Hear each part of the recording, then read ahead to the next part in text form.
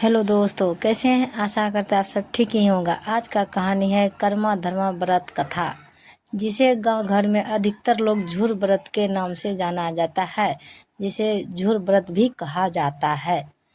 हर साल भाद्रपद शुक्ल पक्ष एकादशी तिथि को कर्मा पर्व मनाया जाता है। कर्मा पर्व भाई बहन के स्नेह और प्रेम की निशानी के रूप में मनाया जाता है। बिहार झारखंड में यह पर्व प्रमुखता से मनाया जा रहा है। आज से शुरू हुआ ये पर्व अगले 3 दिन तक चलेगा। आज महिलाएं और युवतियों और छोटी छोटी कन्याएं संयत है।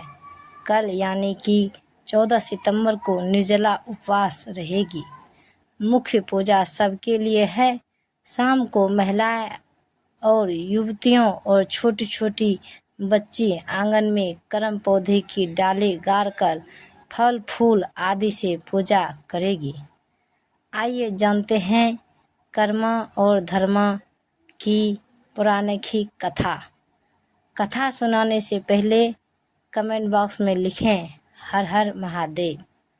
कहा जाता है कि कर्मा धर्मा 2 भाई थे। दोनों बहुत मेहनती और दयावान थे। कुछ दिनों बाद कर्मा की शादी हो गई। उसकी पत्नी अधर्मी और दूसरों को परेशान करने वाली विचार की थी। यहाँ तक कि वह धरती माँ के ऊपर ही मार पसा देती थी, जिससे कर्मा को बहुत दुख हुआ। वह धरती माँ के पीड़ा से बहुत दुखी था और इससे नाराज होकर वह घर से चला गया। उसके जाते ही सभी के कर्म किस्मत भाग्य चला गया और वहाँ के लोग दुखी रहने लगे। धर्मा से लोगों की परेशानी नहीं देखी गई और वह अपने भाई को खोजने निकल पड़ा। कुछ दूर चलने पर उसने प्यास लग गई। आसपास कहीं पानी न था। दूर एक नदी दिखाई दिया। वहाँ जाने पर देखा कि उसमें पानी नहीं है। नदी ने धर्मा से कहा कि जब से कर्मा भाई यहाँ से गए हैं, तब से हमारा कर्म फूट गया है। यहाँ का पानी सूख गया है। अगर वे मिले तो उनसे कह देना। कुछ दूर जाने पर एक आम का पेड़ मिला। उसके सारे फल सड़े हुए थे।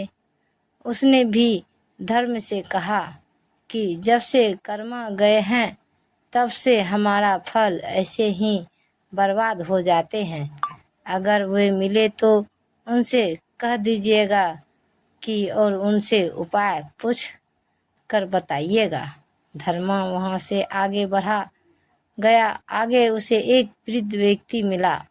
उन्होंने बताया कि जब से कर्मा यहाँ से गया है, उनके सर के बोझ तब तक नहीं उतरते जब तक 3-4 लोग मिलकर ना उतारे।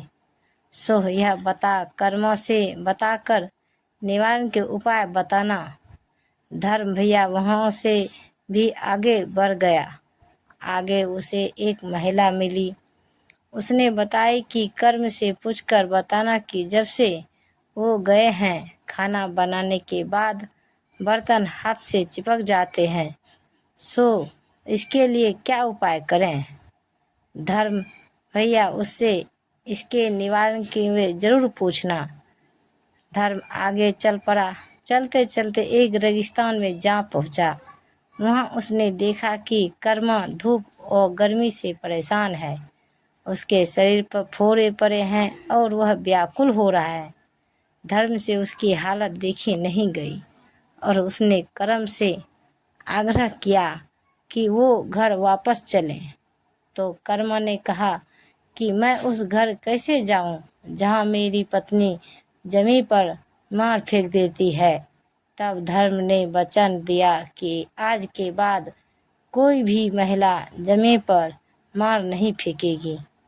फिर दोनों भाई वापस घर की ओर चला तो उसे सबसे पहले वह महिला मिली। उससे कर्मा ने कहा कि तुमने किसी भूखे को खाना नहीं खिलाया था, इसीलिए तुम्हारे साथ ऐसा हुआ। आगे कभी ऐसा व्यक्ति मिले तो उसे खाना सही से खिलाना, और कभी ऐसा मत करना और सब ठीक हो जाएगा। अंत में नदी मिला तो कर्मा ने कहा कि तुमने किसी प्यासे को साफ पानी नहीं दिया, आगे कभी किसी को गंदा पानी मत पिलाना, आगे कभी ऐसा मत करना। तुम्हारे पास कोई आए तो साफ पानी पिलाना। इस प्रकार उसने सबको उसका कर्म बताते हुए घर आया और पोखर में कर्म का डालकर लगाकर पूजा किया। उसके बाद पूरे इलाके में पुनः खुशहाली लौट आई और सभी आनंद से रहने लगे, और उसी को याद कर आज कर्मा पर्व मनाया जाता है। तो दोस्तों, ये कहानी आपको सुनने में कैसा लगा, आप हमें कमेंट में ज़रूर बताएं। तो ऐसे ही वीडियो देखने के लिए हमारे चैनल को सब्सक्राइब करें और वीडियो को लाइक ज़रूर करें। धन्यवाद। तो मिलते हैं अगले वीडियो के साथ, तब तक बाय बाय गाइज।